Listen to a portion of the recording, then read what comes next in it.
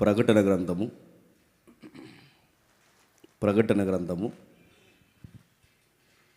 మొదటి అధ్యాయము. ప్రకటన గ్రంథము మొదటి అధ్యాయము మొదటి 3 వచనాలు చదువుకుందాం.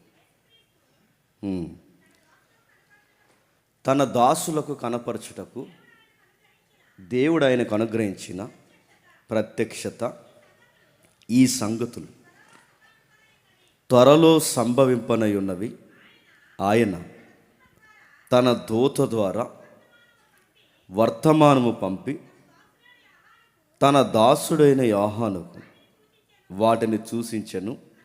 అతడు దేవుని వాక్యమును గూర్చి, యేసుక్రీస్తు వారి యొక్క సాక్ష్యమును గూర్చి తాను చూస్తున్నంత మట్టుకు సాక్ష్యమిచ్చను. సమయము సమీపించినది గనక ఈ ప్రవచన వాక్యములు చదువువాడును వాటిని విని ఇందులో రాయబడిన సంగతులను గైకొనువారు ధన్యులు. కొంచెం సౌండ్ తగ్గిస్తాను. కొంచెం ప్రకటన గ్రంథం అనగానే ఎందుకో బైబిల్లో అందరికీ ఒక ప్రత్యేకమైన అభిమానము, భయము. ప్రకటన గ్రంథాన్ని గురించి తెలుసుకోవాలనే ఆసక్తి అందరికి ఉంది, కానీ దాన్ని సరిగ్గా ఇంటర్ప్రిటేషన్ ఇచ్చి అర్థం అయ్యేలా బోధించే వాళ్ళు చాలా తక్కువ మంది అయిపోయారు. నిజానికి ఇది ఒక తేనెపొట్టు లాంటిది ఈ ప్రకటన గ్రంథం. దాన్ని సరిగ్గా మనం అర్థం చేసుకుంటే మన జీవితాలకు చాలా ఆదరణ ఇస్తాయి. లేదంటే అనవసరమైన విషయాలు మనం అర్థం చేసుకుని భయాందోళనకు గురై దాన్ని లేనిపోని వాటితో అప్లై చేస్తూ ప్రకటన గ్రంథం గురించి ఇబ్బంది పడతాం. అందుకే మీకు అర్థం కావడానికి కొన్ని ఇమేజెస్ మేము సిద్ధం చేస్తాం. ఒకసారి మీరు చూడండి, స్క్రీన్ మీద కనబడుతుందా? ఓకే. రెవల్యూషన్ కనబడుతున్న ఈ ప్రకటన గ్రంథాన్ని గురించి కాస్తంత మనం అర్థం చేసుకునే ప్రయత్నం చేస్తే, ప్రకటన గ్రంథాన్ని గురించి మొదటి మాట రాస్తున్నట్టు, యేసుక్రీస్తు తన దాసులకు కనపరచుటకు దేవుడు ఆయనకు అనుగ్రహించిన ప్రత్యక్షత. ఈ సంగతులు త్వరలో సంభవింపనై ఉన్నవి. ఆయన తన దూత ద్వారా వర్తమానము పంపి తన దాసుడైన యోహాను వాటిని చూపిస్తున్నాడు. స్పష్టంగా ఉందా నా మాట అందరికీ? ఓకే, కొంచెం ఇది సౌండ్ పెంచుతారు. ఇదేమన్నా ఓకే. ప్రకటన గ్రంథం అర్థం చేసుకోవడానికి ఎంత కష్టంగా అనిపిస్తుంది అంటే, అందులో తెలియని బొమ్మలు, రూపాలు, బోరలు, కొన్ని అర్థం కాని సంఖ్యలు, వీటిని గూర్చిన ప్రస్తావన వాళ్ళకి చాలా విచిత్రంగా అనిపిస్తుంది. దాన్ని జాగ్రత్తగా మీరు చూడండి. ప్రకటన గ్రంథాన్ని గురించి రాస్తున్నప్పుడు మనకు అర్థం అవడానికి ఊహా చిత్రం. అది పరవశుడయ్యాడట. వాటిని గురించి రాస్తున్నప్పుడు గ్రీకులు ఏమన్నాడంటే ఎపోక్యుపెక్ హైనో అంటాడంటే రెవల్యూషన్ ఆఫ్ జీసస్ క్రైస్ట్, అంటే క్రీస్తును గూర్చిన ప్రత్యక్షత. ప్రత్యక్షత అనే పదం ఎక్కడో వింటాం మనం.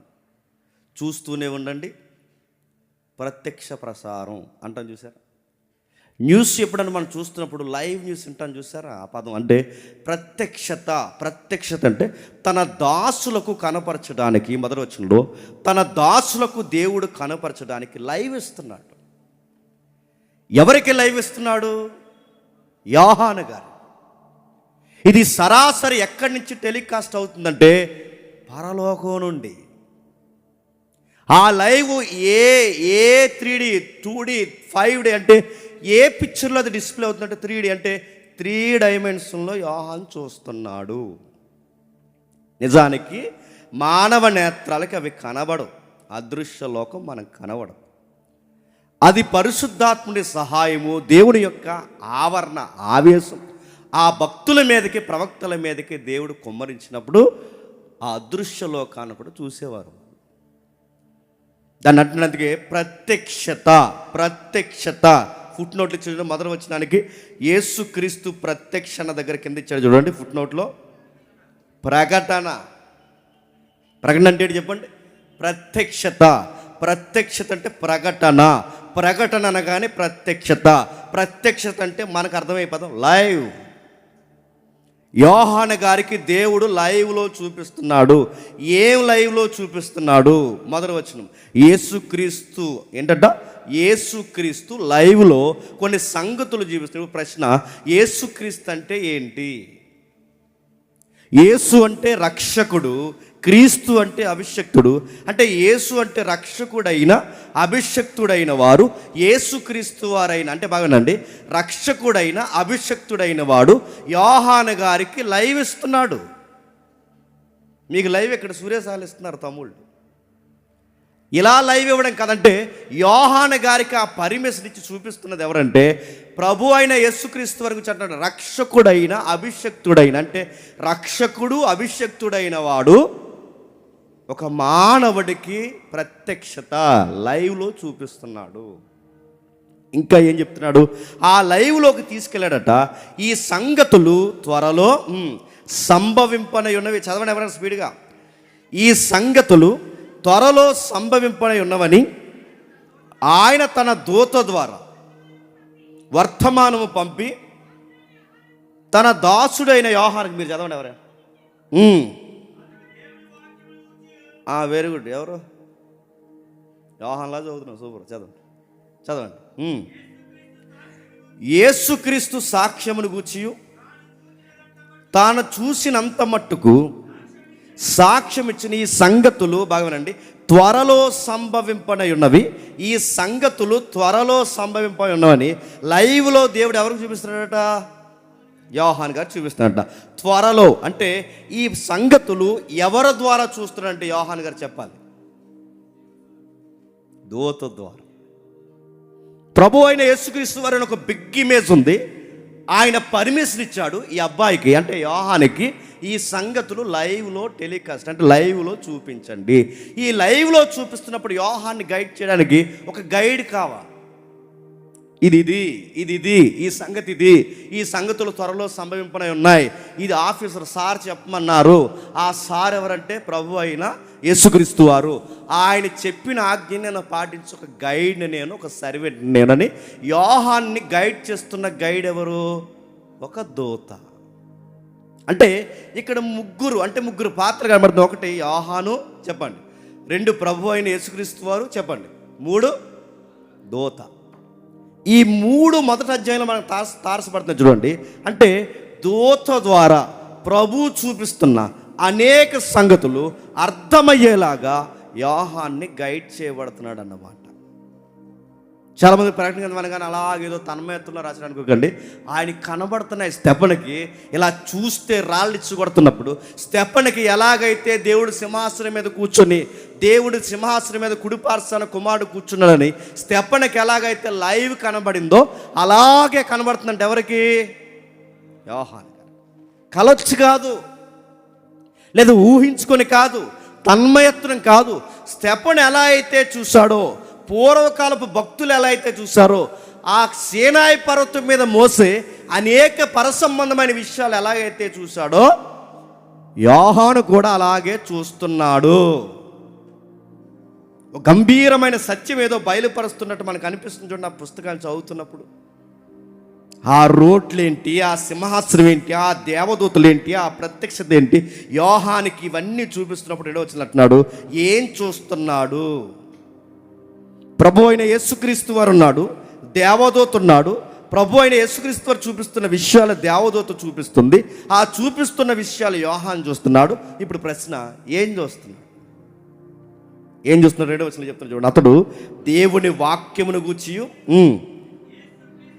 యేసుక్రీస్తు వారు గూర్చిన సాక్ష్యమును గూర్చియు తాను చూసినంత మటుకు. ఇప్పుడు చెప్పండి, లైవ్లో ఏం చూస్తున్నాడు చెప్పండి? దేవుని వాక్యాన్ని గూర్చి. ఆయన లైవ్లో ఏం చూస్తున్నాడు చెప్పండి? పునరుద్ధానం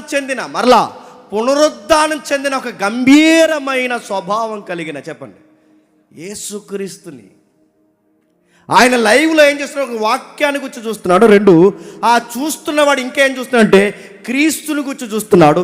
ఈ చూసిన సంగతులు ఏమంటున్నాడు చూడండి. యేసుక్రీస్తుని గురించి తాను చూసినంత మట్టుకు.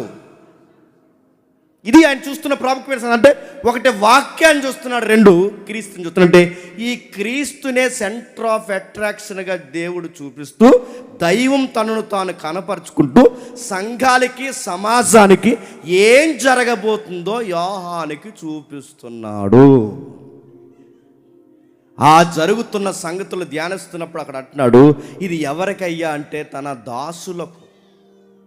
ఇది ఎవరి కోసమయ్యా అంటే తన దాసులకు దేవుడు అనుగ్రహించే లైవ్. అంటే యోహానికి ప్రభు అయిన యేసుక్రీస్తు వారు పర్మిషన్ ఇస్తే, ఆ పర్మిషన్ ఇచ్చిన దాన్ని దేవదూత చూపిస్తే, ఆ దేవదూత చూసిన ఏదైతే వార్త ఉందో ఆ ప్రత్యక్షత ప్రసారాన్ని ఇప్పుడు మనం చూస్తున్నాం ఈ సెమినార్. ఆయనేమో యోహానుకు చూపించాడు, యోహానేమో ప్రకటన గ్రంథాన్ని రాశాడు. ఈ రాయబడిన సంగతిని ఇప్పుడు లెటర్స్లో ఈరోజు మనం చూడబోతున్నాం. ఇది ఎవరికి బయలుపరచబడింది అయ్యా అంటే తన దాసులకు, తన నమ్మిన వారికి, వాక్యానికి, ప్రభు అయిన యేసుక్రీస్తు వారికి విలువనిస్తున్న వారికి రాయబడిన సంగతులు అంటూ రాస్తున్నా. చూడండి, సమయము సమీపించుచున్నది కనుక ఈ రాయబడిన, ఇదొక్కటే కాదు బైబిల్ మొత్తానికి రాయబడిన ఈ ప్రవచన వాక్యములు చదువువాడు వాటిని గైకొని ఇందులో రాయబడిన సంగతులను గైకొనివాడు ధన్యుడు. ఆగుదాం, బాగా వినాలి. ఈ సంగతులు గైకొని ఎవడైతే అర్థం చేసుకుంటాడో, ఈ బోధింపబడిన సంగతులు ఎవరి బుర్రకైతే ఎక్కుతాయో, ఎవరైతే జీర్ణించుకుంటారో, వాటిని గైకొని దాని ప్రకారం ఎవరైతే బతుకుతారో వాడు ధన్యజీవి. ఇప్పుడు చెప్పండి, ధన్యతకు సంబంధించిన పరిశీలన స్టార్ట్ చేశామన్నమాట. మాట మీకు అర్థమవుతూనే లేదు. ధన్యతను కూర్చంటే ఇది ఎంత ధన్యత అంటే యోహానికి ఇచ్చిన ధన్యతనికి యోహానికే కాదు, నీకు నాకు ఇచ్చాడన్నమాట.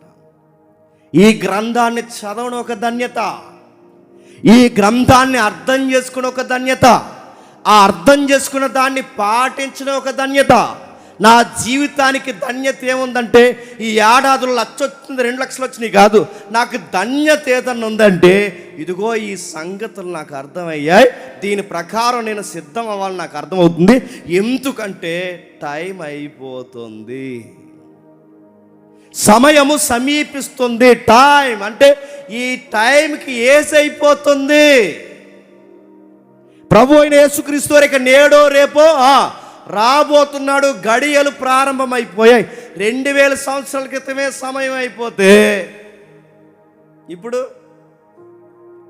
ఇక మొత్తానికి అయిపోయింది, టయానికే టైం అయిపోయింది. 2000 సంవత్సరాలకే టైం అయిపోయింది, సమయం సమీపిస్తుందంటే ఇప్పుడు ఏమనాలి? చావు కంచుని, ప్రమాదానికి అంచున, ఇంకా చెప్పాలంటే ఉగ్రతకి ముంగుర్తులో ఇంకా దగ్గరగా ఉన్నామన్నమాట.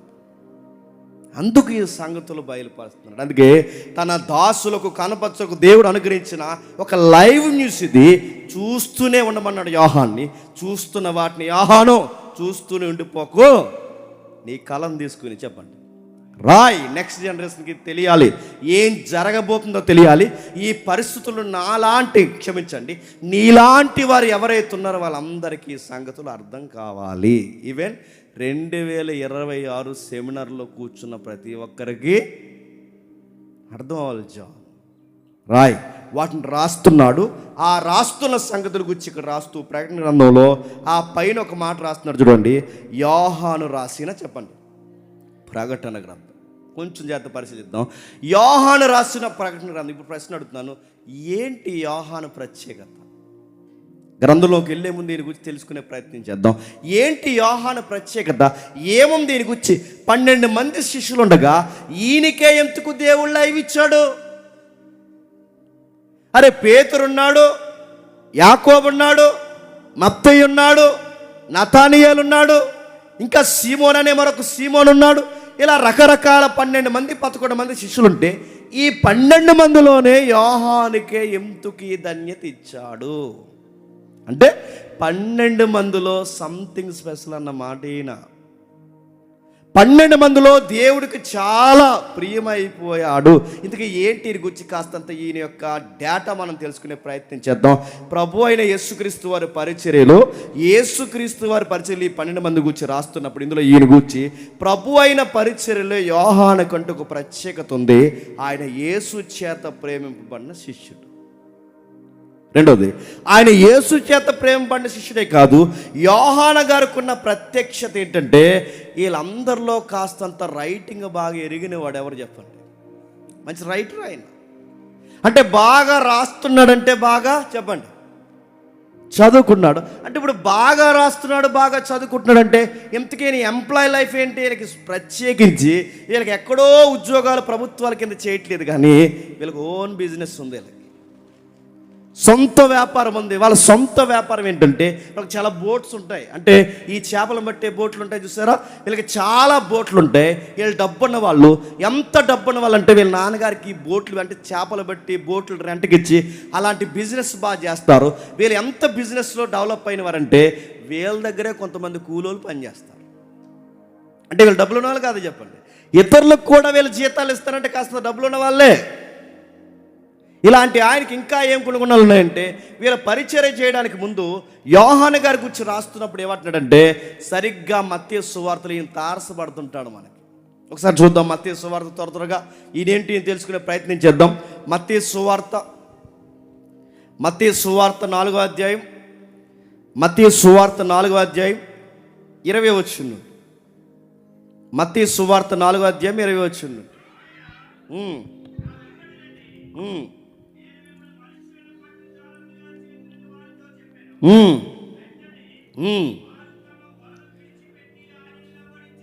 వెంటనే వారు తమ వలలు విడిచిపెట్టి వారిని వెంబడించిరి.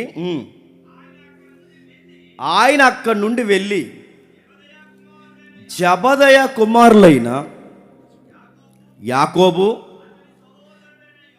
అతని సహోదరుడైన యోహాను అను 2 సహోదరులు తమ తండ్రి జబదయి యొద్ద దోణిలో తమ వలలు బాగు చేసుకొని చుండగా, అంటే వాళ్ళ తండ్రి గారికి ఒక సొంత బిజినెస్ ఉంది, ఆయనకంటూ సొంత బోట్లు ఉన్నాయి, ఆ బోట్లలో పనిచేసే మనుషులు ఉన్నారు, ఆ బిజినెస్ని దగ్గరుండి చూసుకునే వ్యక్తులు ఎవరైనా ఉంటే వీళ్ళందరూ బ్రదర్స్ ఎవరైతే ఉన్నారో యోహాను యాకోబు ఉన్నారు.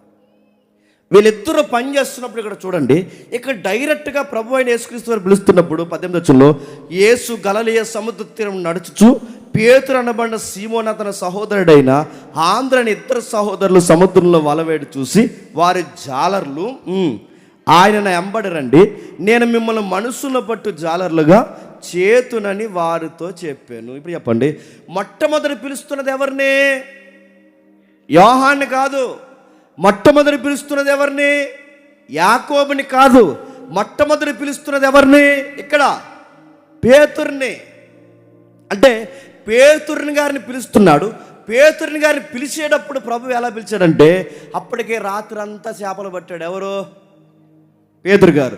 ఆయనకి ఏమీ పడలేదు. ఈ సందర్భం ఎక్కడ సందర్భం ఏదైతే ఉందో ఇదే సందర్భం మరలా మనకి ఎక్కడ కనబడుతుంది అంటే లూకా సువార్త 5వ అధ్యాయంలో మనకు కనబడుతుంది. చూద్దాం ఒకసారి, ఎందుకంటే మంచిది. ఒకసారి లూకా సువార్త 5వ అధ్యాయం, లూకా సువార్త 5వ అధ్యాయం, లూకా సువార్త 5వ అధ్యాయం మొదలు వచ్చి జన సమూహము దేవుని వాక్యము వినుచు ఆయన మీద పడుచుండగా ఆయన గిన్నె సరస్సు తీరమున నిలిచి 2 దోణులను చూసెను. జాలర్లు వాటిలో నుండి దిగి తమ వలలు కడుచు. ఇప్పుడు మీకు ఇన్ఫర్మేషన్ అర్థం అవ్వాలి.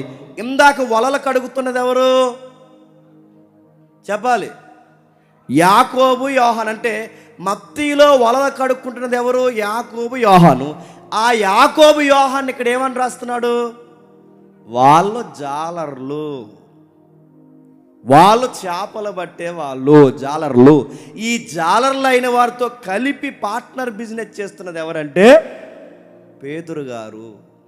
అందుకే వీళ్ళంతా ఉమ్మడి బిజినెస్ కనుక ఎక్కడో గలిలయ సరస్సు అంటే ఈ గలిలయ సముద్రం ఏదైతే ఉందో దీన్నే గిన్నెసరెత్ అంటారు, గలిలయ సముద్రం అంటారు.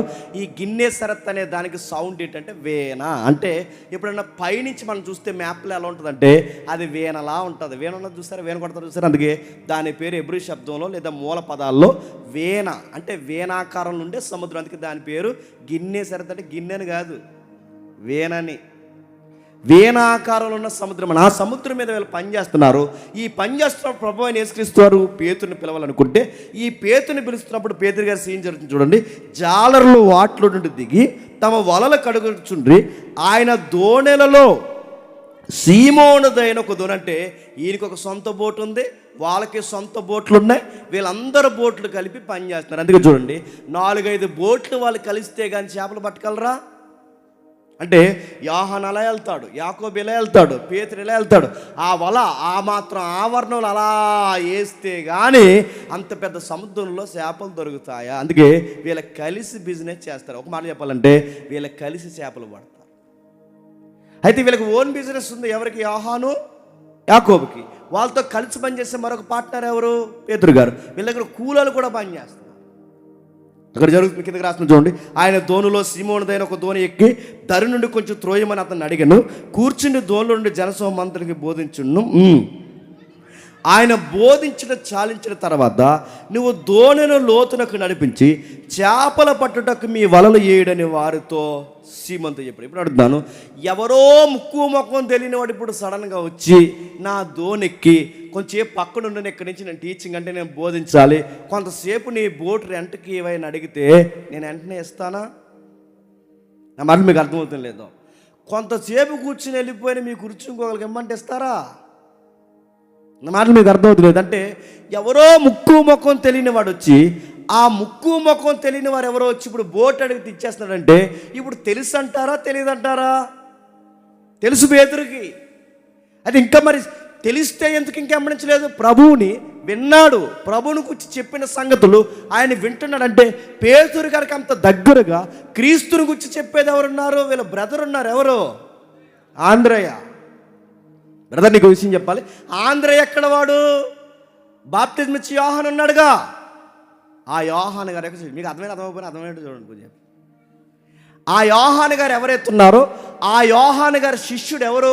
ఆంద్రయ్య.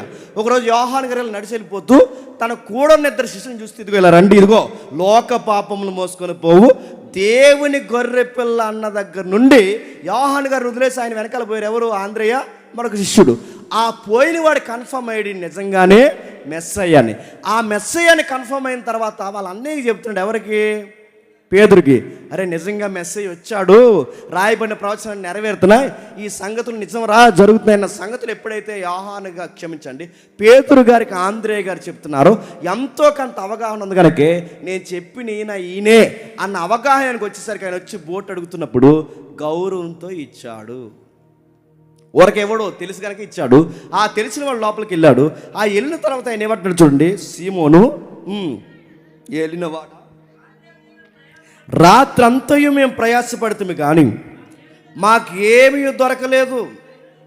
4వ వచనంలో ఆయన బోధించిన చాలించిన తర్వాత నువ్వు దోణిని లోతునికి నడిపించి చేపల పట్టుటకు నీ వలలు వేయడని సీమోనుతో చెప్పగా, సీమోను ఏలినవాడా, రాత్రంతా మేము ప్రయాసపడుతాము కానీ మాకేమీ దొరకలేదు, అయినను నీ మాట చొప్పున వలలు వేస్తాం. ఇప్పుడు చెప్పండి, ఆ మాటకి అర్థం ఏంటి చెప్పనా? నీకు రాత్రులు బాగా వినండి, రాత్రంతా ప్రయాసపడ్డావు, మాకు చేపలు పడలేదు, కానీ నువ్వు ఎప్పుడొచ్చి వల్లేమంటున్నావు? పగలేమంటున్నావు. నిజానికి చేపలు ఎప్పుడు పడతాయి? రాత్రులు పడతాయి. ఎక్కడో అట్టడుగు నుండి పోయిన చేప జీవరాశి అంతా ఉపరితలం మీదకి ఎప్పుడు వస్తుందో నైట్. అందుకే నైట్ టైమే చేపలు ఎక్కువ పడతారు, లేదు తెల్లవారుజామున పడతారు. ఎందుకు? ఆ టైంలో అవి పైన తిరుగుతాయి. ప్రభుత్వ ఈ మనిషి అంటున్నాడు, మేము రాత్రంతా ప్రయాసపడ్డామంటే దాని అర్థం ఏంటి? పగలు చేపలు పడవ ప్రభు అని చెప్తున్నారు. ఇది ఎలా ఉందంటే బాగా వినండి, ఎక్కడో తన ఎక్స్పీరియన్స్ని పేతురు గారు బయటెడుతున్నట్లేదు, ఎక్కడో తన అనుభవాన్ని ప్రభు ముందు పరిచయం చేస్తున్నట్టు అనిపించట్లేదు. వచ్చాడు, మాట్లాడుతున్నాడు.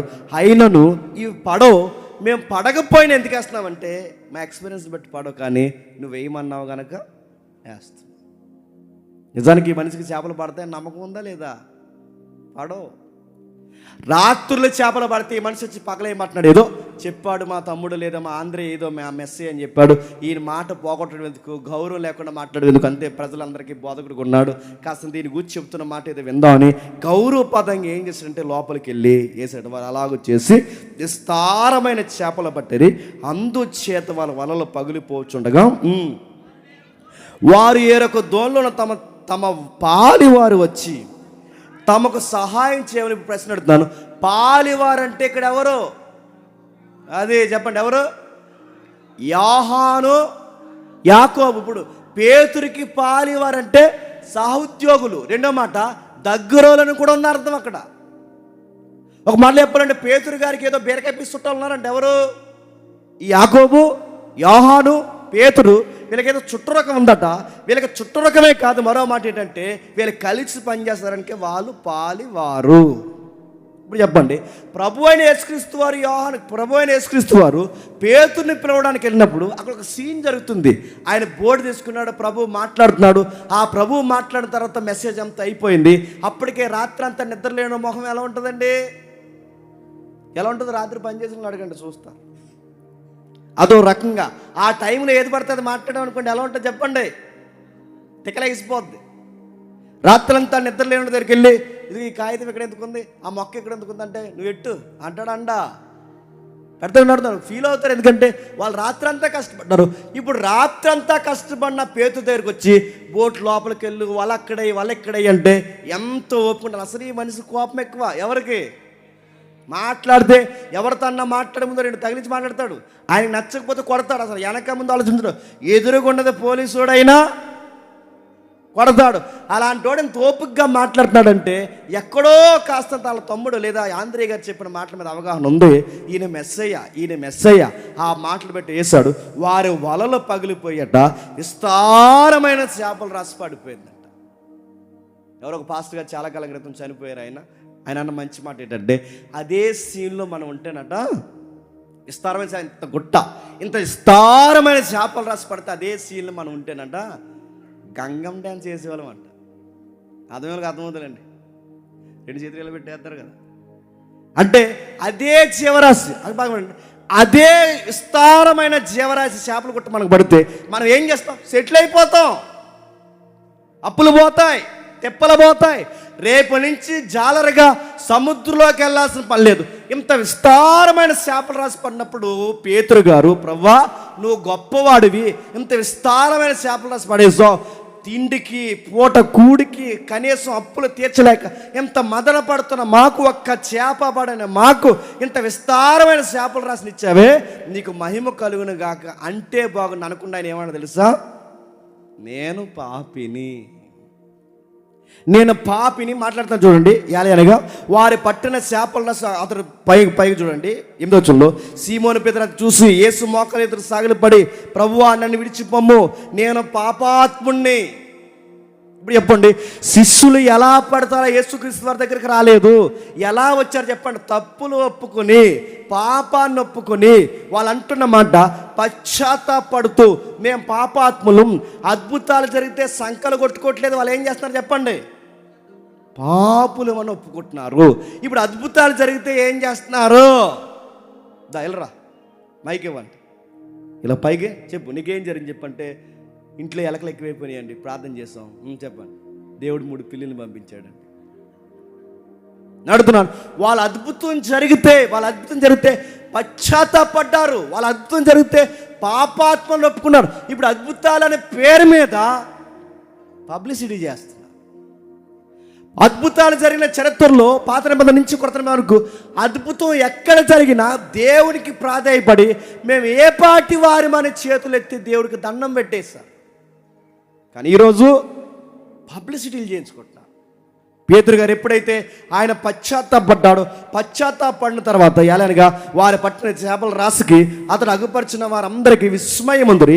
అలాగ సీమునితో కూడా పాలువారైన జబదయ కుమారులకు యోహానును యాకోబును విస్మయం ఉంది. అందుకు యేసు, భయపడకండి, ఎప్పటి నుండి మీరు చేపలు పట్టారు, ఎప్పటి నుండి నేను మిమ్మల్ని మనుషులను పెట్టే జాలరుగా తయారు చేస్తాను, నా వెంబడి రండి అన్నప్పుడు వచ్చాడేవో చెప్పండి. పేతురుని పిలుస్తున్నప్పుడు పేతురుకు జరిగిన అద్భుతాలు చూసి విస్మయం ఉంది. పేతురుతో పాటు వెనకాల వచ్చిన వ్యక్తి ఎవరు? మన స్టడీలో వ్యక్తి చెప్పండి, యోహాను గారు. ఈయనెవరు? జాలరి. ఈయనెవరు? వ్యాపారస్తుడు. ఈయనెవరు? ఇద్దరు అన్నదమ్ముల యొక్క కుటుంబంలో ఉన్నవాడు. ఇతను ఎవరు? తండ్రి బిజినెస్ని దగ్గరుండి చూసుకునేవాడు. ఇతను ఎవడు? అద్భుతం చూసి పేతురుతో పాటు ఈయన గొప్పవాడని చెప్పి చేపలు కాదు పట్టాల్సింది, మనుషులు పట్టాలని కూడా వచ్చిన గొప్ప వ్యక్తి చెప్పండి, యోహాను గారు. అలా వచ్చాడు యోహాను గారు. ఆ వచ్చిన యోహాను ప్రభు చేత పట్టబడిన తర్వాత దేవుని పరిచర్లో ఆదరింపబడుతున్నప్పుడు సుమారు ఆయన 3 పత్రికలు రాశాడు. ఎన్ని?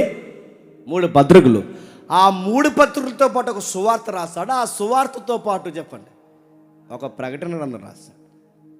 ఈయన గురించి అర్థం కాకుండా ముందుకెళ్ళడం నాకు ఇష్టం లేక ఇంత వివరిస్తున్నాను. ఒకటి ఆయన గురించి రాస్తున్నాడు చూడండి. మొట్టమొదటి ఆయన రాసింది ఏంటో తెలుసా? యోహాను సువార్త. ఏం రాశాడు? యోహాను సువార్త. ఆ యోహాను సువార్త సుమారు క్రీస్తు శకం 85 నుంచి 90, 85 నుంచి 90 ఏడి అంటారు. ఏడి అంటే అనోఢోనమీ, అంటే దాని అర్థం ఏంటంటే క్రీస్తు అంటే ప్రభు అయిన యేసుక్రీస్తు వారు మనతో ఉన్న సంవత్సరం అని అర్థం. అంటే 85 నుంచి 90 ప్రభు అయిన యేసుక్రీస్తు వారిని గురించిన సువార్త, మొట్టమొదటి సువార్త ఆయన జీవితంలో రాసుకున్న సువార్త యోహాను సువార్త. అందులో 21 అధ్యాయాలు. ఆ 21 అధ్యాయాల్లో చివరి అధ్యాయంలో ఒక ప్రత్యేకత ఉంది. ఏమని ఒక్కసారి చూద్దామా? యోహాను సువార్త 21వ అధ్యాయం 20 వచ్చినాడు త్వరగా. యోహాను సువార్త 21వ అధ్యాయం 20 వచ్చిండు.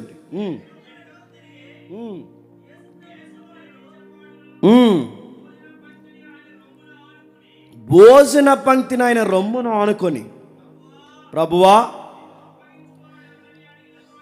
నిన్ను అప్పగించిన వాడు ఎవడని అడిగిన వాడైన శిష్యుడు తమ వెంట వచ్చుట చూసి పేతురు అతన్ని చూసి,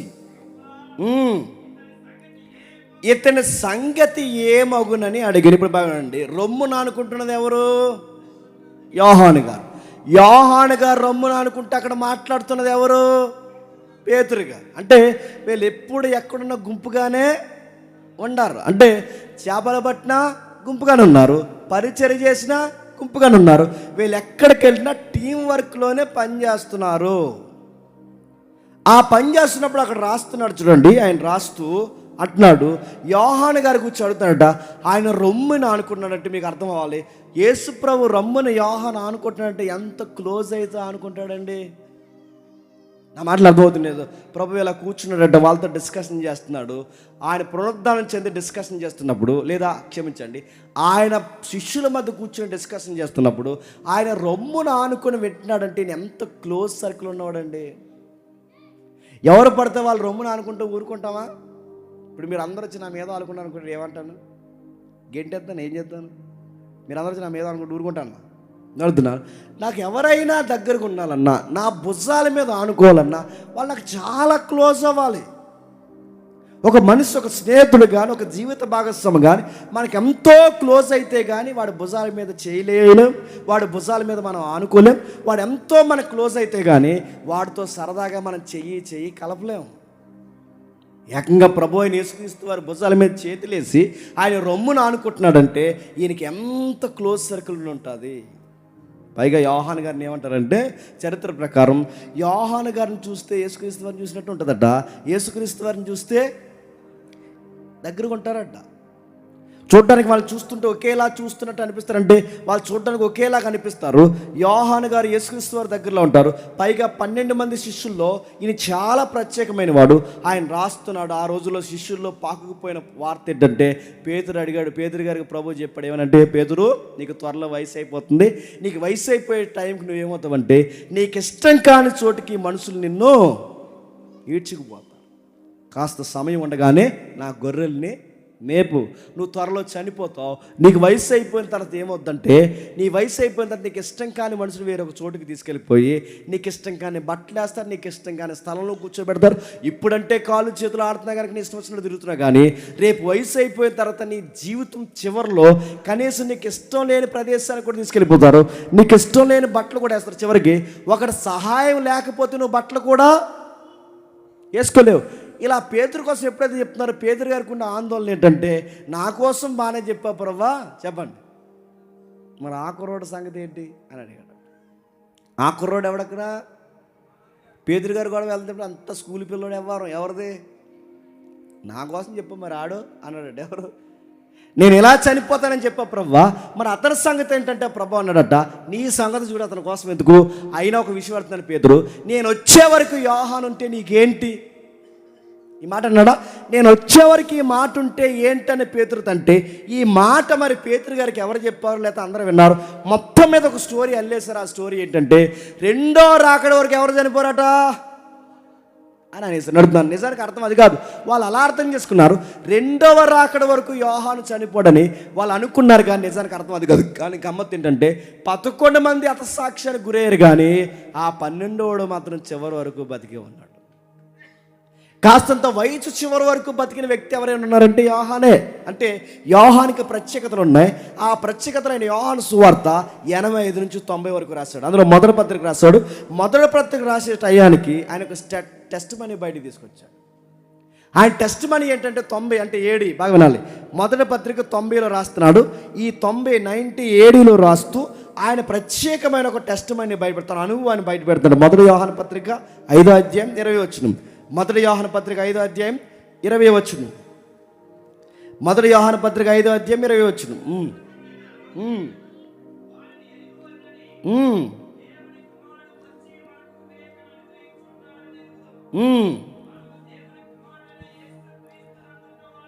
ఇప్పుడు చెప్పండి, ఆయన సాక్ష్యం ఏంటంట? సత్యవంతుడు నిజ దేవుడైన యేసుక్రీస్తునందు మనం ఉన్నాము. ఇది మా సాక్ష్యం. సత్యవంతుడు నిజదేవుడైన యేసుక్రీస్తునందు మేము ఉన్నాము. ఇప్పుడు బాగుండండి, సత్యవంతుడు నిజదేవుడు అనే పదాలు వాడుతున్నాడంటే అప్పుడు యోహాను గారు ఈ పత్రిక రాసే సమయానికి అక్కడ ఎవరు అబద్ధాల దేవుడు ఉన్నాడనేగా. ఎవరు అబద్ధాల దేవుడు? ఎవరు? ఈ పత్రిక ముఖ్యంగా ఎక్కడున్నవారు రాస్తున్నారంటే ఎబిసి పరిసర ప్రాంతాల్లో ఉన్నవారు రాస్తున్నారంటే, మొదటి యోహాను పత్రిక మీరు గుడ్డిగా మైండ్లో పెట్టుకోండి. మొదటి యోహాను పత్రిక ఎబిసి సంఘంలో ఉన్న వరకు రాస్తున్నాడు. ఎబిసి ప్రాంతంలో రాస్తున్నాడు. అక్కడ ఎవరున్నారు? అర్తిమీద ఏముంది? ఎబిసి ప్రాంతంలో ఎవరున్నారు? విగ్రహాలు ఉన్నాయి. ఆ విగ్రహాలు ఒట్టివి, అవి ఆరాధనకు అర్హత లేనివి, ఆ విగ్రహాలు భయంకరమైనవి, ఆ విగ్రహాలు ఒట్టివి, వాటి జోలికి పోవద్దని చెప్పడానికి 21వ వచనం అర్థం చూడండి. విగ్రహాల జోలికి పోకండి అంటే విగ్రహం వట్టిది అన్నాడంటే నిజమెవరు మరి? ప్రభు అయిన యేసుక్రీస్తు వారు. విగ్రహం అసత్యం అంటున్నాడంటే మరి సత్యం ఎవరు మరి? ప్రభు అయిన యేసు. అంటే ఈయన సత్యదేవుడు అన్నంటే అది అబద్ధము, ఈ నిజమన్నాడంటే అది అబద్ధము, ఇది నమ్మదగినది అన్నాడంటే అది అవిశ్వాసాన్ని గుర్తంటే విగ్రహాల జోలికి పోకండి. మొదటి యోహాను పత్రిక ఏ ఉద్దేశంతో రాస్తున్నాడంటే గమనించండి. మొదటి యోహాను పత్రిక విగ్రహారాధన చెయ్యొద్దు, విగ్రహాల జోలికి పోవద్దు, వాటికి సంబంధించినవి తినొద్దు, వాటితో మీరు కనీసం కలవద్దని చెప్పడానికి మొదటి యోహాను పత్రిక రాస్తున్నాడు. ఇక రెండో యోహాను పత్రిక ఎందుకు రాస్తున్నాడు అంటే, ప్రభు అయిన యేసుక్రీస్తు వారు ఆ రోజుల్లో శరీరధారిగా రాలేదని చెప్పే వంచుకులు బయలుదేరిపోయారట. మన ఈ వారం కాకుండా అంతకు ముందు వారం నేను రాజమండ్రి చర్చిలో వాక్యం చెప్పాను. మరి ఎంతమంది విన్నారో, ఎంతమంది ఫాలో అయ్యారో నాకు తెలియదు. ఆ రోజుల్లో డోస్టిజం అనే ఒక తెగ ఉంది, నాస్టిజం అనే ఒక తెగ ఉంది. ఈ తెగలు ఏం చేస్తాయంటే, ప్రభు అయిన యేసుక్రీస్తు వారట శరీరంతో రాలేదు, ఆయన కేవలం ఆత్మ కలిగిన వాడే, అనేక పాత నిబంధనలో కనబడ్డాడు. ఆ కనబడిన వాడు కూడా 12 మందికి అలా కనబడి వెళ్ళిపోయాడు తప్ప ఆయన శరీర రీతిగా రాలేదు, మరియమ్మకు పుట్టలేదు, ఇలాంటివి నమ్మొద్దు. మెస్సయ్య మానవుడిగా రాలేదని ఒక దుర్బోధ ప్రారంభమైపోయిందట. ఆ దుర్బోధన దయచేసి ఎవరు నమ్మొద్దు. ఆ బోధ చేస్తున్న వాళ్ళ వంచుకులు. యేసుక్రీస్తు వారు శరీరుడిగా వచ్చాడు, దానికి మేమే సాక్షులు అని చెప్పడానికి రాసిన పత్రికే చెప్పండి రెండో పత్రిక. మొదటి పత్రిక ఏంటి? విగ్రహాల జోలికి పోవద్దు. రెండో పత్రిక ఏంటి? యేసు ప్రభు శరీరుడుగా వచ్చాడని నమ్మని ప్రతి ఒక్కడు వంచకుడు, వాడు క్రీస్తు విరోధి. వాడికి వందనవచనం కూడా చెప్పొద్దు, వాడికి శుభవాక్యాలు కూడా చెప్పొద్దు, వాడితో ఎలాంటి కనెక్షన్ పెట్టుకోవద్దు, అలాంటి దొంగల జోలికి పోవద్దు. యేసుక్రీస్తు వారు శరీరుగా వచ్చాడడానికి మేమే సాక్షులు.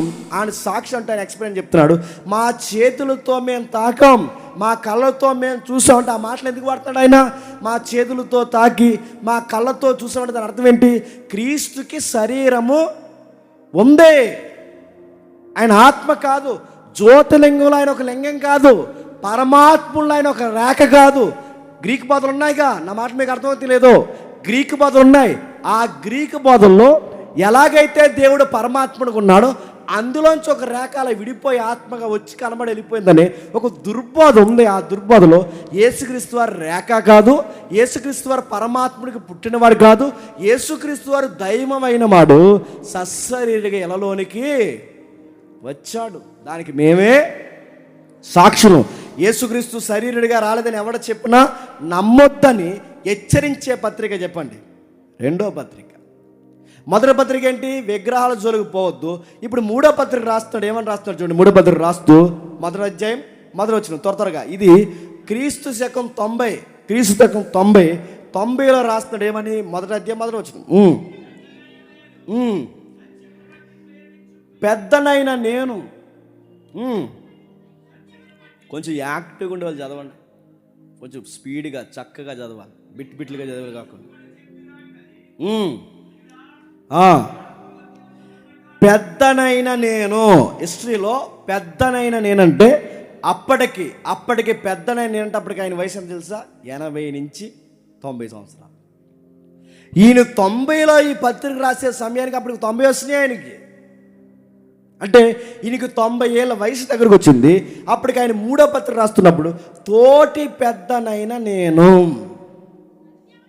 సత్యమును బట్టి ప్రేమించు.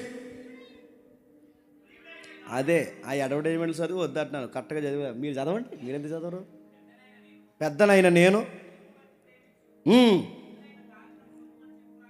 ప్రియుడైన గాయనకు శుభమని చెప్పి రాయినది, నీ ఆత్మ వర్ధిల్లొచ్చిన ప్రకారము నీవు అన్ని విషయాలు వర్ధిల్లు. ఇప్పుడు చెప్పండి, పెద్దనైన నేను తోటి పెద్దలకి నా పిల్లలకి రాస్తున్న సంగతులు ఏంటంటే, నాకు ఒక ప్రియుడు ఉన్నాడు, ఆ ప్రియుడిని అట్రాక్ట్ చేస్తున్న ఆ ప్రియుడి పేరు గాయి. ఆయనకి రాస్తున్నా గాయకి రాస్తుదిగో నీ కోసం నేను చాలా సంగతులు విన్నాను. ఆ సంగతులు విన్నప్పుడు నాకు చాలా సంతోషం వేసింది. ఆ వినిన సంగతులు ఏంటంటే, నేను చెప్పిన బోధ ప్రకారం నువ్వు నడుస్తున్నావని నాకు చెప్పారు. ఒక ఆత్మీయ తండ్రిగా నాకు ఎంతకన్నా ఏం కావాలి? ఇప్పుడు మేము ఉన్నామండి, సెమినార్లో వచ్చిన తర్వాత ఇక్కడ విన్న మాటల తర్వాత వాళ్ళ ప్రవర్తన మారింది, వాళ్ళ విశ్వాసం మారింది, వాళ్ళు వెళుతున్న కార్యక్రమాలు చాలా మానేశారు, వాళ్ళు చాలా నీతి కలిగి జీవిస్తున్నారు అన్నప్పుడు ఈ మాటలు విన్నప్పుడు మాకు ఎలా ఉంటుందండి? ఆనందం. యోహాను గారు కూడా నా దగ్గర నుంచి వెళ్ళిన శిష్యుడు సువార్త చేస్తుంటే ఆయన దగ్గరికి మరి కొంతమంది వస్తే ఆ కొంతమంది గాయ కోసం చెప్పారట, ఇదిగో మీ శిష్యుడు ఉన్నారు సార్ అక్కడ, వీళ్ళు ఎరుసలేం పట్టణంలో ఉన్నారు. అప్పటికి ఎవరు? యోహాను గారు. మీ శిష్యుడు ఉన్నారు సార్, ఎంత భక్తి కలిగిన వాడండి, ఎంత ప్రేమ కలిగిన వాడు, ఎంత ఆదరిస్తాడండి. ఆయన గురించి మేము వింటున్నప్పుడు ఎంత నిజంగా ఆదరించబడ్డాం, ఆయన మమ్మల్ని పిలిచిన చూసిన విధానం చూసినప్పుడు ఎంత మమ్మల్ని ప్రేమిస్తున్నప్పుడు నిజంగా మీ శిష్యుడు అంటే మీ శిష్యుడిలాగా ఉన్నాడు, సత్యమును బట్టి నడుస్తున్నాడు అని. కానీ ఈ వార్త ఎవరు చెప్తున్నారట?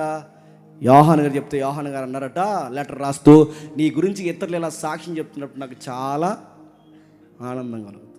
ఇప్పుడు చెప్పండి, మొదటి యోహాను పత్రిక చెప్పండి, విగ్రహాలు జోలికిపోవద్దు. రెండవ యోహాను పత్రిక చెప్పాలి, క్రీస్తు శరీరధారుడిగా రాలేదన్నవాడు క్రీస్తు విరోధి, వాడి జోలికి మీరు పోవద్దు, దానికి మేమే సాక్షులు. ఇప్పుడు మూడవది రాస్తున్న, తోటి పెద్దనైన నేను నా పిల్లల వాక్యంలో నడుచుకుంటున్నప్పుడు నాకు ఆనందం కలిగింది. కాకపోతే సంఘంలో కొన్ని చీడపురుగులు ఉంటాయి, ఆ చీడపురుగులతో జాగ్రత్తగా ఉండు నాన్న, నీ భక్తిని చెడగొడతాను రాసిన పత్రికే మూడో పత్రిక.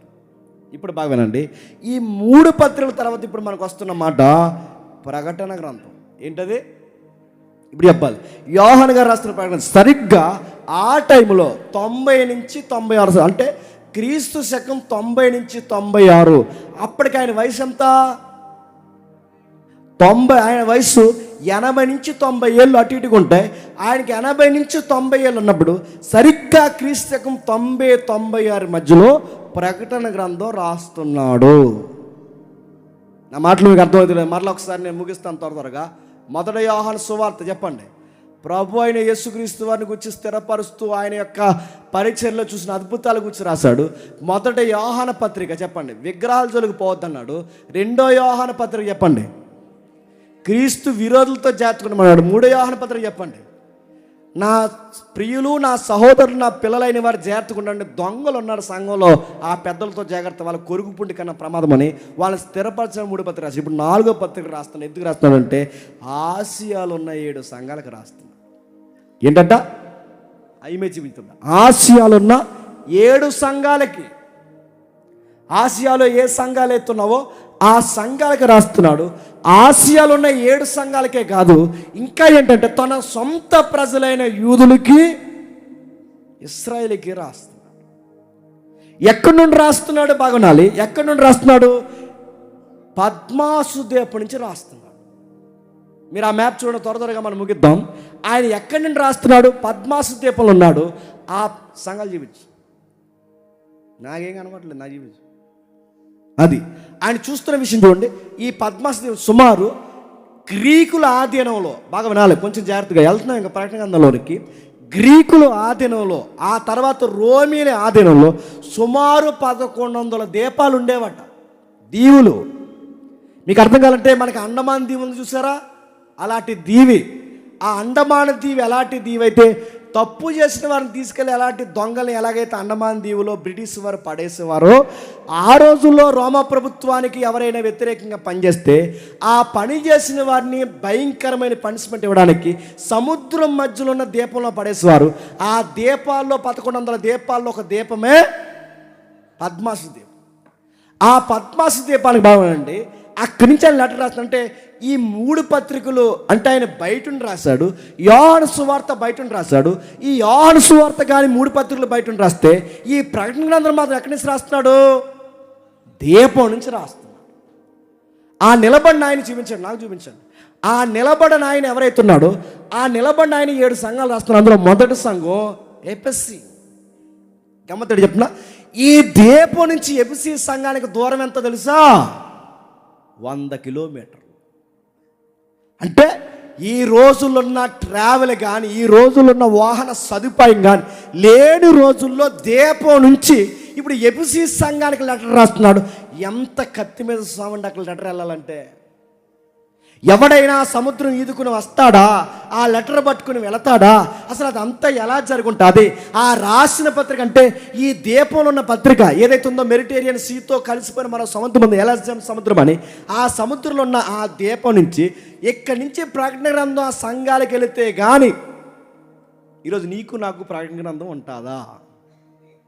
నీకు అర్థమవుతుంది లేదు దాని గ్రావిటీ. 100 కిలోమీటర్ల దూరంలో ఉన్న ఎఫెసీ సంఘానికి వెళ్ళాలి.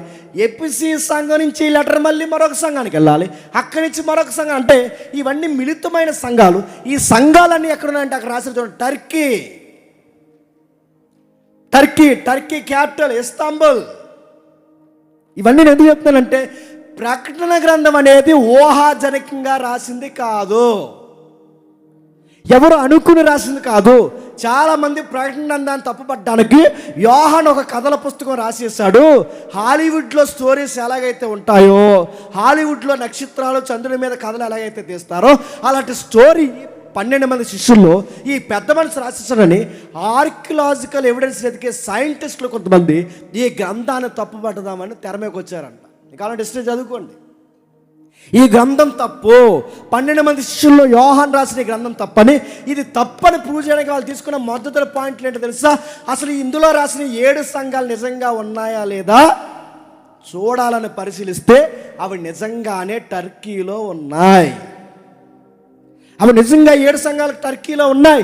అంటే యోహాను చెప్పిన 7 సంఘాలు నిజంగా ఒకవేళ లేకపోతే యోహాను చెప్పిన గ్రంథం కూడా అబద్ధం. ఒకవేళ యోహాను చెప్తున్న సంగతులు నిజమైతే, ఆ సంఘాలు నిజమైతే, ఇప్పుడు యోహాను రాసిన ప్రకటన గ్రంథం నిజం. అన్నమాట మీకు అర్థమవుతలేదు అంటే. అందుకే చూడండి, ఇప్పటికీ మనకు వరల్డ్ మ్యాప్తో సహా కనబడుతుంది. మీ దగ్గర ఎప్పుడైనా గ్లోబ్ ఉంటే ఒకసారి దాన్ని అలా తిప్పు చూడండి. ఆ దీపం, ఆ ఎలిజబెత్ సముద్రం ఏదైతే ఉందో, ఆ సముద్రం మెడిటేరియన్ సీ, వాటితో కలిసి సముద్రాలు, యోహాన్ గారు ఉన్న దీపం, అక్కడి నుంచి ఎపిసి ఎంత దూరం, ఆ టర్కీ ఎంత దూరం, ఆ సార్దిస్ సంఘం ఎంత దూరం, ఈ 7 సంఘాలు మీరు గుర్తించండి. ఇవన్నీ జంట నగరాల్లో అక్కడక్కడే మనకు కనబడతాయి. వీటికి లెటర్ రాస్తున్నాడు ఆయన. అంటే ప్రకటన గ్రంథం అనేది ఎవరికి రాస్తున్నాడంటే, బాగా వినాలి, 7 సంఘాలకు రాస్తున్నాడు.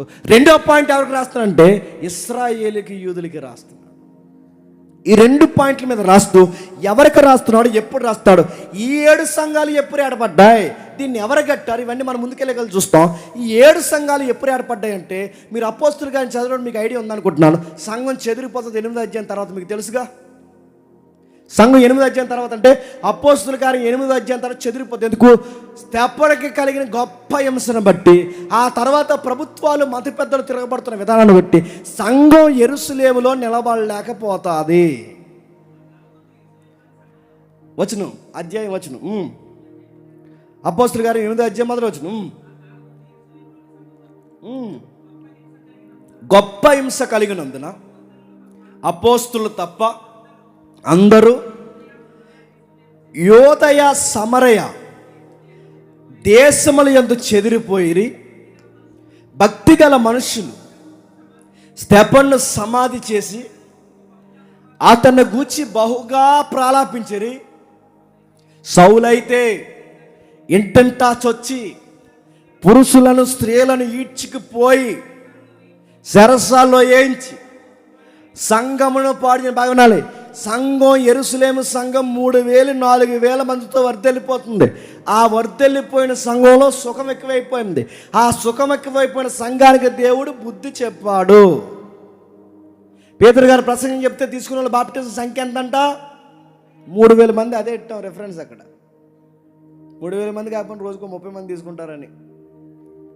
అదే ఇట్టాం. బాగా వినండి, 3,000 మంది తీసుకుంటే ఆ 3,000 మందికి ఇంకా కలిపితే 4-5 ఎంత సంఘం పెరిగిపోయిన తర్వాత సంఘం భోజనాల దగ్గర గొడవలు పెట్టుకుని సుఖాలకు అలవాటు పడిపోయి ప్రాంతీయత, భాష వ్యత్యాసాలు, గ్రీకులు, యూదులు ఇలాంటి తారతమ్యాలు వచ్చినప్పుడు దేవుడు ఏం చేశాడంటే ఆ అల్లరిని చెదరగొట్టడానికి, సంఘానికి భారం నేర్పించడానికి దేవుడు అప్పుడప్పుడు ఇలా బాగా వాడబడే వారిని తీసుకెళ్ళిపోతాడు.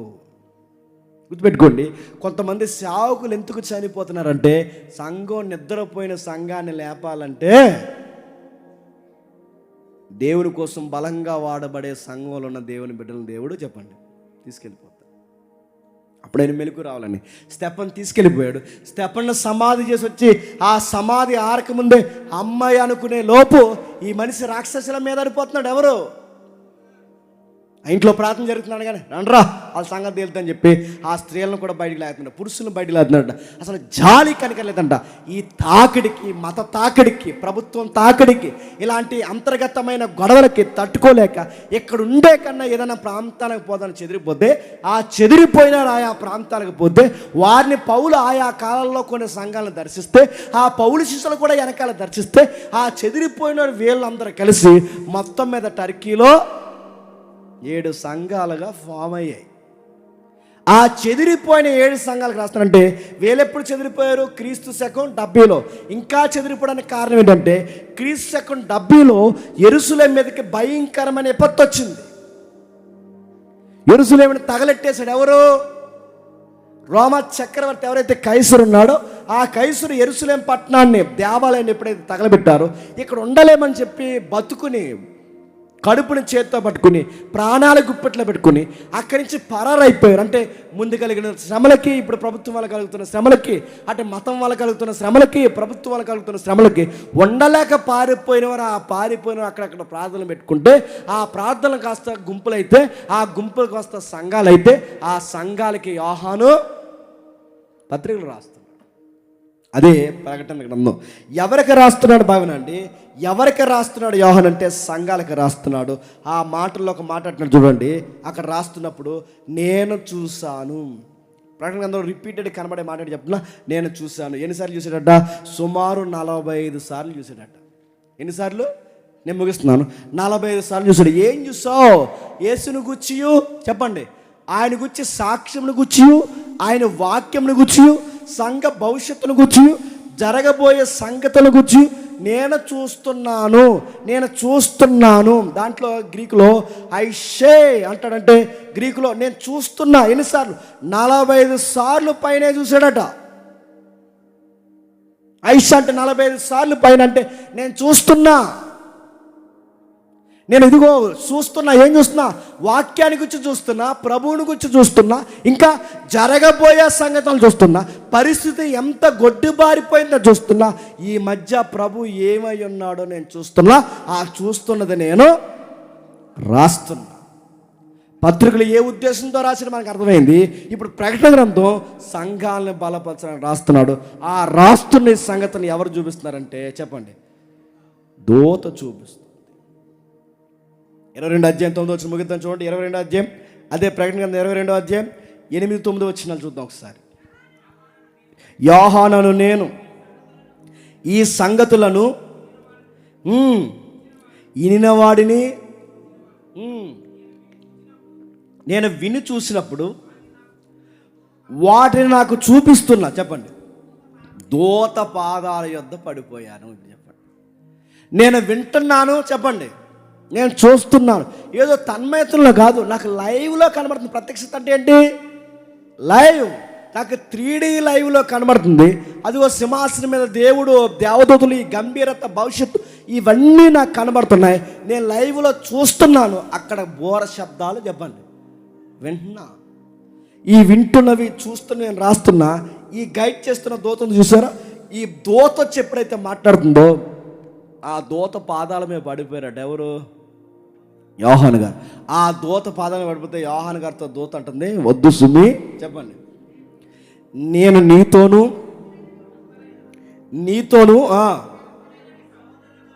ఎవరు?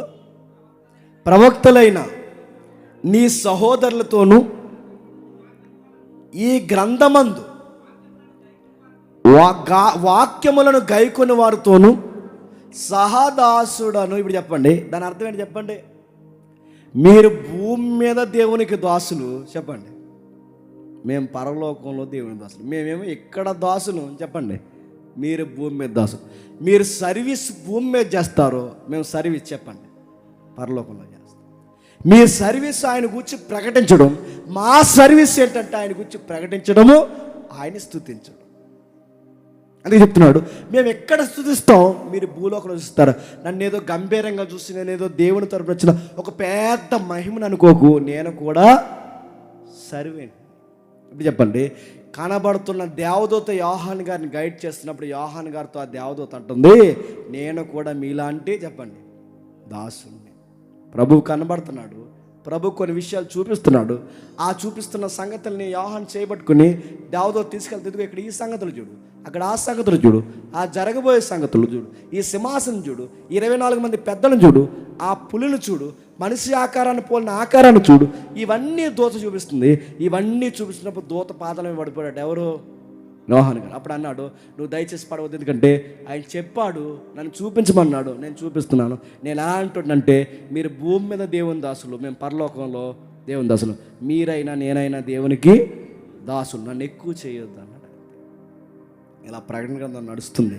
ఇలాంటి టైంలో, ఇలాంటి పరిస్థితుల మధ్య ఈ ప్రకటన గ్రంథం రాయబడింది. అర్థమవుతుందిగా? యోహాను గారు అంటే ఎవరన్నది మనకు అర్థమవుతుంది. యోహాను గారి యొక్క తాలూకా అడ్రస్ లెట్టు మనకు అర్థమవుతున్నాయి. ఎలాంటి పరిస్థితుల్లో ప్రకటన గ్రంథం రాసిన మనకు అర్థమవుతుంది. ఎందుకు రాస్తున్నాడు, ఏం చూస్తున్నాడు మనకు అర్థమవుతుంది. గమ్మత్తు ఏంటంటే, ఈ ప్రకటన గ్రంథంలో రాస్తున్న సంగతులు ఆల్రెడీ చాలా సంగతులు పాత నిబంధనలో ఉన్నాయి. కాకపోతే ఇది ఎందుకు అంత హైలైట్ కనబడుతుంది అంటే, అది చివరి పుస్తకం కనుక. యోహాను గారు ఏదైతే చెప్తున్నాడో అప్పటికే బిలాం చెప్పాడు. బిలాము గారు ఏదైతే చెప్తున్నాడో అప్పటికి అబ్రహాం చెప్పాడు. అబ్రహాం గారు ఏదైతే చెప్పాడు అప్పటికి యాకోబు చెప్పాడు. యాకోబు గారు ఏదైతే చెప్పాడు అక్కడ యోసేపు చెప్పాడు. ఇంకెవరు చెప్పారు? కీర్తనకారులు చెప్పాడు, దానియేలు చెప్పాడు, పేతురు చెప్పాడు, పౌలు చెప్పాడు, యోధా చెప్పాడు, మలాక చెప్పాడు, ఏవేలు చెప్పాడు, యెహెజ్కేలు చెప్పాడు, యెషయా చెప్పాడు. అంటే నీకు ప్రకటన గ్రంథం ఒక పట్టాన్ని అర్థం కావాలి అంటే ఎందుకు అర్థం అవ్వట్లేదంటే, ఈ చివరి పుస్తకం అర్థం కావాలంటే ముందున్న పుస్తకాల మీద ఎంతో కొంత చెప్పండి అవగాహన ఉండాలి. అప్పుడు ఈ బుక్ నీకు అర్థమవుతుంది. నువ్వు లాంగ్ జంపే ప్రకటన గ్రంథంలో చేస్తే నీకు పులి కనబడుతుంది అందులో. నువ్వు లాంగ్ జంప్ అక్కడికి వస్తే ఆ భాష వర్ణన నీకు అర్థం కాదు. అవన్నీ నడుతున్నాను. ఆయన నిలువుటంగి ధరించుకున్నాడు, ఆయన నడుముకి కట్టుకోవాల్సిన నడుము కట్టుకోవాల్సిన దట్టి ఆయన రొమ్ములకు కట్టుకున్నాడు, ఆయన కిరీటం పెట్టుకున్నాడు, ఆయనకి రాజధనం ఉంది. ఈ పదాలన్నీ నీకు అర్థం కావాలి అంటే దీని ముందున్న గ్రంథాల మీద అవగాహన ఉండాలి. ఎందుకు అలా వర్ణిస్తున్నాడు? అపరంజిని పోలినవాడు, ఆయన కళ్ళు అగ్ని నేత్రాల్లో ఉన్నాయి, ఆయన పాదములు ఇదిగో చాలా పుటం వేయబడినట్టున్నాయి, ఆయన రంగు లేదా ఆయన యొక్క వెలుగు సూర్యప్రకాశం కన్నా ఎక్కువగా ఉంది. ఆమేనని వాడు, నమ్మకమైన వాడు, సత్య సాక్షి. ఈ కూర్పు, ఈ పదాలన్నీ అర్థం కావాలి అంటే కాస్త ముందొచ్చిన దర్శనాల సంగతి కూడా మనకి చెప్పండి, తెలియాలి. ఈ బేస్మెంట్ మనకు అర్థమైతే ప్రకటన గ్రంథంలో ట్రావెల్ చేయడం చెప్పండి చాలా ఈజీ. నన్ను అడిగితే ప్రకటన గ్రంథం అంత కష్టమేం కాదు. ఎప్పుడు కష్టం చెప్పినా ఆ ముందున్న వాళ్ళ దర్శనం అర్థం కాకపోతే కష్టం. ఇది మనకు అర్థమైతే చెప్పండి, ఆ ముందున్న సంగతులు మనకు అర్థమైతే చాలా విషయాలు మనకి చెప్పండి అలా పువ్వు విడిపోయినట్టు విడిపోతాయి. వినడానికి మీరు సిద్ధమైతే చెప్పండి, చెప్పడానికి నేను సిద్ధం. నా గొంతు పోయింది, నా ముక్కు పోయింది, నా నిద్ర పోయింది, నాకు అన్నీ పోయినాయి. అయినా కానీ నేను ప్రిపేర్ అయ్యి రాత్రి పగలు కూర్చొని ప్రిపేర్ అయ్యి ఏం చెప్పాలంటే నా మనసు ప్రకటన గ్రంథం మీదకే లాగింది. నేను చెప్తా, చాలా పెద్ద నోట్స్ నేను తయారు చేసుకుని వచ్చాను. మీరు ఎంత బాగా వింటే అంత డీప్గా మనం స్టడీ చేస్తాం. దేవుడు మిమ్మల్ని దీవించును గాక. ఆమేన్, ఆమేన్, ఆమేన్.